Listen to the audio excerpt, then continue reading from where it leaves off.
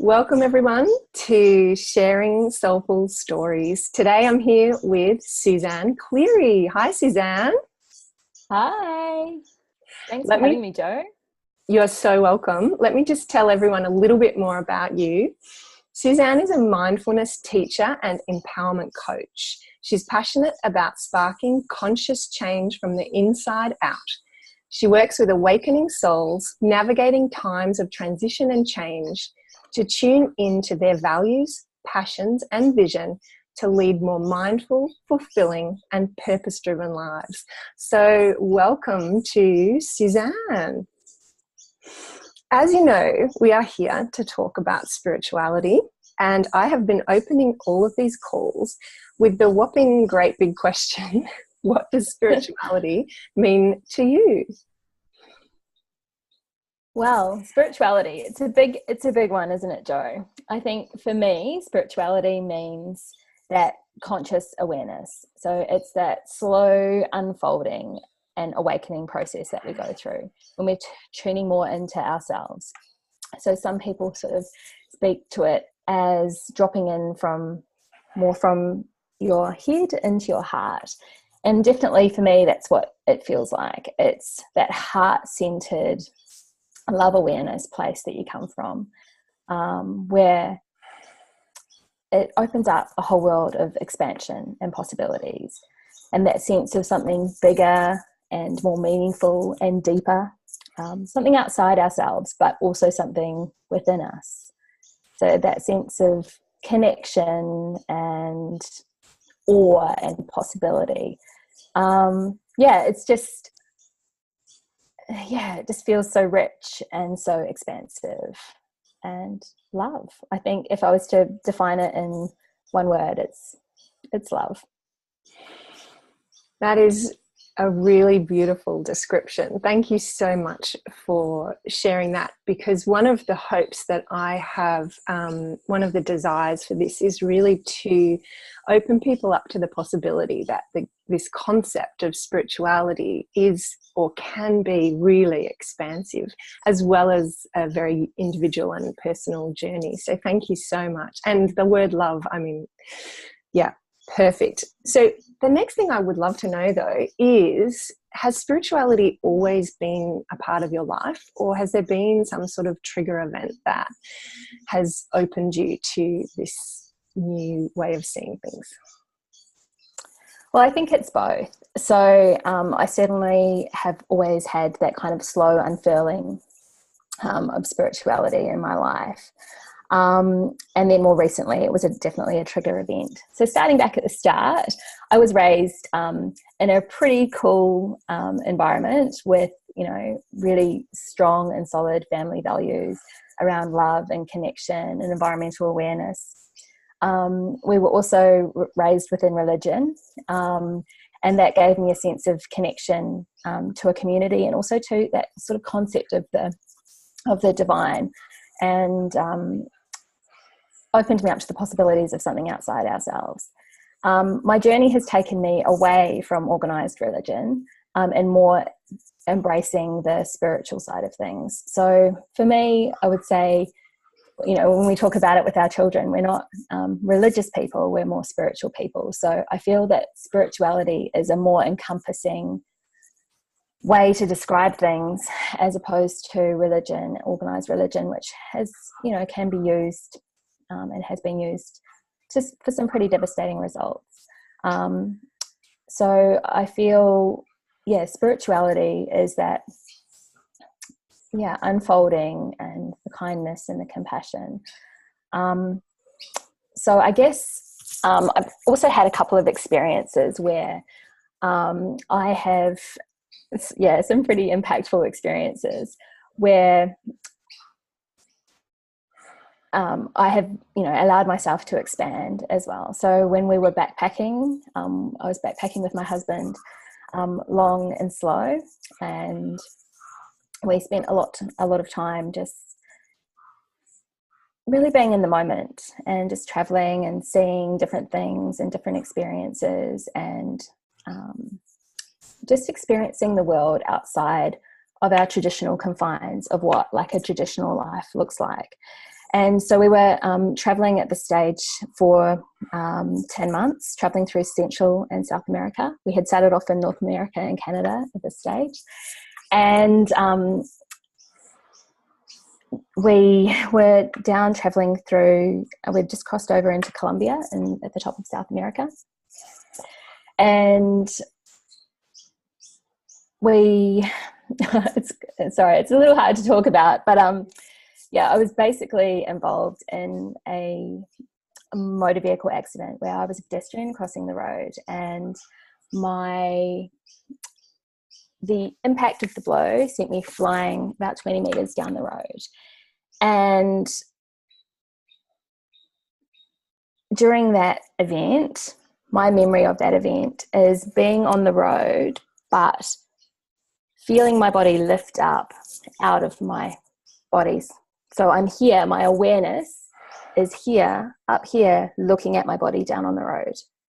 It was just surreal. So it was that separation between the physical and the spiritual. And so that feeling, that knowing, I could see myself from here. Like I wasn't way, way up, but I was up here looking at myself down on the road. And that separation, like that just opened me up so much to everything. It was that absolute break of everything that I knew. And that can't be something like that. You can't unknow that, you can't unforget that experience of what it felt to be bigger than the physical vehicle that we're in, the physical body that we have. And as a result of that accident, I spent a long time I spent a month in several operations in Colombia in South America, having my body fixed and repaired, the physical side of things. And during that time, I went through some pretty profound spiritual shifts and things as well. By chance, as we'd been traveling a couple of months prior, and we'd done a bit of a book swap with some other travelers that we'd met, some audio books and things. And one of the books I'd been given was Deepak Chopra's Quantum Healing. And, it was just the timing. So I was lying there in hospital and I was in so much pain. And I just popped the headphones in and I would just listen to Deepak talking about just changing our cells and renewing our cells and healing from that very just not from from a mind quantum perspective. And I feel like I listened to that over and over and over and over and over and over again. And while I don't consciously remember all of it now, like I would never be able to quote anything from it, I feel like there was something that happened during that process to really open me up and expand and change me at a cellular level as well. And so I had a month in hospital in Colombia, which was pretty intense, obviously being there away from our family and friends. And my husband was with me and my mum flew over, which was so beautiful. But it was hard. It was really hard. And the level of care there, while the medical attention was wonderful, the actual care side of things was, it was hard. And it was hard for us being in a country where we didn't speak the language particularly well and away from our family and friends, and then, support for my husband as well. It was really tricky. But we got medevaced back to Australia. And then it was another 4 months of hospital here in Australia in a rehab hospital, just repairing my body after that. And during that time as well was, I was going through the physical changes, but there was so much that had happened to me at a deeper level that had opened me up, and I saw things in ways that I'd never seen them before, and looked at the world in a different way. And the way I thought about my body, the way I thought about my life, the way I thought about my family, my friends, everything, it just opened me up. Like it cracked me open. Like it was the darkest time, but the lightest time as well. So it was, it was completely transformational. And yeah, I mean, I did feel at times that my whole world had shifted on its axis, and that I was so open and so broken and so vulnerable and so raw. But it's almost like that, you know, phoenix moment, like out of the ashes, you know, you rise anew. And yeah, so it sort of, as part of my healing and my recovery during that time, just I got more into sort of personal development, and as a way of dealing with my pain during this time, I was introduced to mindfulness. And mindfulness was just the best thing that I encountered during that time. I mean, well, one of the best things, but just in terms of a tool for me to be able to practically apply it to my life, to be able to help me manage my pain, was, yeah, absolutely phenomenal. Wow. Thank you for sharing that. I can only imagine how traumatic something like that would be. And the fact that whilst I can feel there's still these, like a little bit of emotion there when you go there, you're reflecting on it in this most amazing, you know, positive way, something so hugely life transformational, and that could have ruined, you know, you could lose hope from something like that. I can understand how dark there must have been moments in that. So thank you so much for sharing that. I wonder, because that's a very powerful trigger event, is there more to this story as to how it's unfolded since then with the mindfulness and this new awareness that you would like to share with the listeners? Yeah, so I think following on from that was our decision to become parents. And so we had, first of all, our beautiful daughter, who has just turned 5 and is just about to start school, which is unbelievable. So becoming a mother opened me up to the most crazy, intense, unconditional love I've ever felt. I mean, I have love for my husband and love for my friends, but it's different, the love that you feel for a child. And it just also made me really realize, like, that she's going to inherit this world. She is inheriting this planet. And yeah, just about being a compassionate guide to her on the way and helping her through her journeys. But in doing so, it's been a massive mirror to myself. So I see everything reflected in her. And I guess with that is the triggers that come with that, and the triggers that come with parenting, because not long after we had our daughter, we were then pregnant with twins. So found out we were pregnant with twins. So again, like, my body, after everything it had been through, to then be carrying twins was intense. And yeah, just had to really, had to draw on everything to be able to get me through that. And I think that's when, you know, my mindfulness and stuff came into play then as well, and being conscious about what I'm doing with my body and how I'm spending my time. And when, you know, they came into the world as well, it was intense. The first year for us was absolutely relentless.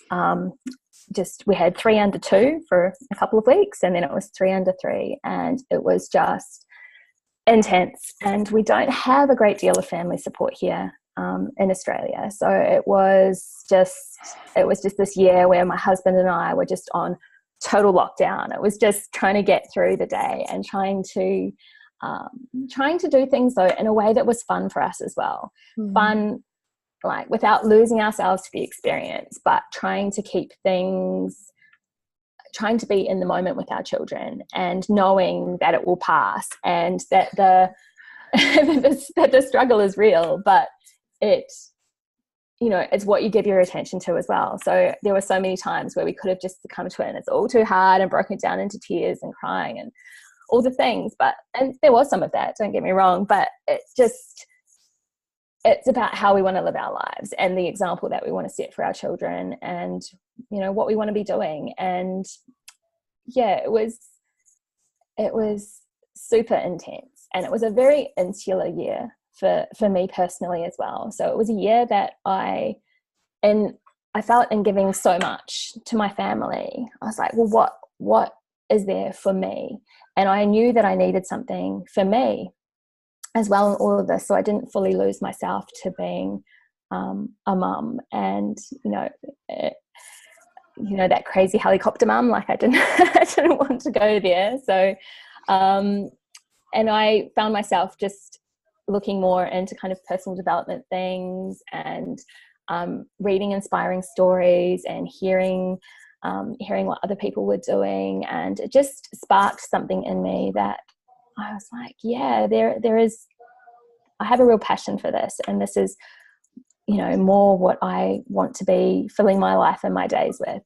And so it was then I found, my coaching course and sort of went down that personal development path. And honestly, at the time I started that, it was really just for me. It was really just for me to give me an avenue of something outside of being a mum, and something that opened me up to a whole world of possibilities and people who were just on a different trajectory in life, who were who were looking for more, who were being more, who were doing more, who were just making a difference in the world. And that's one of my core values, is making a difference. And just it just gave me so much while I was being a parent and raising young kids. And I think too, it made me a better parent for it, because I had something that was for me and that was expanding me and enriching my life also. Beautiful. Thank you so much for talking about the parenting challenge. And you, as you pointed out, had a particularly challenging one with 3 under 2 for a few weeks and 3 under 3. I can't even imagine that, having only got 2 children, what twins could have been like. But I feel that actually motherhood is a trigger for a lot of people, as you said, to begin this inquiry into, what sort of example am I leading for my children, and what planet do I want to be left behind for them. So I love that you've brought that up. So thank you so much for that. You touched on, I think it was earlier in your story, just the types of things that you do to look after yourself. And I would really love to know, how do you weave spirituality into your life? What are the most important things for you to stay connected to this? Okay, well, one of the first things that I started doing, and I did this during my recovery, was a gratitude journal. And it was, at the time, I was really, really struggling with the pain and being able to see past that. And so I developed a practice where I wrote down each day 3 things that I was grateful for. And it shifted me. There was a shift in my mindset around the way I was experiencing my pain and the way I was experiencing my life at that time, because instead of focusing on all of the physical hurt that I was going through, it gave me things to be grateful of, like a friend who'd given me a call, a hug from my husband, simple things like the fact that I can see the sky. Like, I may not have been able to do that. And it just was building on that, really started for me that practice of feeling grateful and feeling more connected. Obviously, mindfulness meditation is one, and regular meditation too. So I'll confess, I am not an everyday meditator. It's a goal, but it is something that I, probably 5 days a week. And for me, I generally do it at night, because I have had a very active mind. And for me, it's a way of shutting down, quietening down, and giving myself a bit of a wind down before I go to bed. So sometimes that can be a body scan meditation to just release the different parts of my body as I'm moving through. And sometimes it might be it could be a guided meditation, or just a meditation listening to some of Tali's awesome binaural beats, meditones. So listening to those and just winding myself down for sleep then. I do meditate if I have, if I can carve out some space for myself and just do it during the day as a small little mini meditation, just to kind of recharge, because I feel like it connects me back in and back up. And when you spend that time in quiet stillness, it gives you just that extra bit of oomph. Like it's like charging up your battery for the day. And so with the young kids, that's really important. But, you know, as a busy mum, there is times where I also just need to do the in the moment present awareness. So the general mindfulness practices around, it might be a mindful cup of tea, like so making a cup of tea and drinking it and noticing the taste of it, the colour, the texture of the cup in my hands, things like that just bring me back into the moment and stop kind of the mental chatter that has a tendency to run rampant if left unchecked. Yeah. I do a bit of journaling as well, which has been really transformational for me too, because quite often I find that by doing that, it's a way of channeling into my inner voice.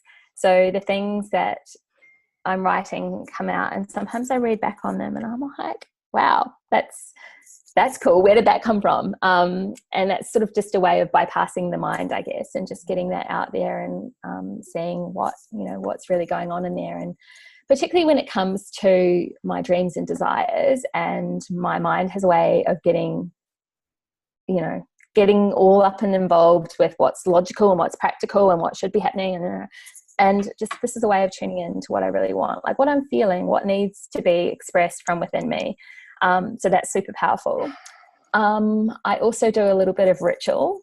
So I pull oracle cards. I light candles, and I've been recently getting into tarot as well. And I have to say, as somebody who was raised in a religious background, I was at the start like, ooh, this is all a bit freaky and a bit occult and a bit but having now been doing that, I can see them as tools to a greater higher awareness and a greater sense. And I have had some readings that I've done for myself that have been so on point that you just can't, there's no, there's no doubting it at all. And that's just been a way that I've just kind of, fumbled my way through. Like a lot of the time I, don't really know what I'm doing, but I'm just trusting that I do know, and that I do know the way. And, my way looks different to somebody else's way as well. So, but it works for me, and that's what it's about. It's about finding our own way and our own vehicle for connection to ourselves and to the greater knowledge and field out there. I think those are probably the main ones. Amazing. Thank you. There's so much in there that I wanted to touch on, and you've shared so many beautiful things. I particularly wanted to say thank you and honor you for being honest about not meditating every day. I feel like people are like, oh, but I'm just not that kind of person that can commit to it, and I feel that's coming up in a lot of these conversations. People are feeling into what they need in a given moment. When can I carve out some time? And just that awareness of, oh, I feel like I'm all lost in my head. Can I, as you said, have a mindful cup of tea?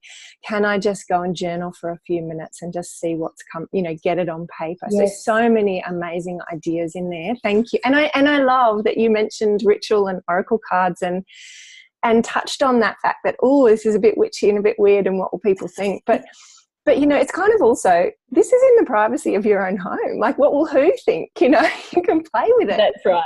Yeah. See. So amazing.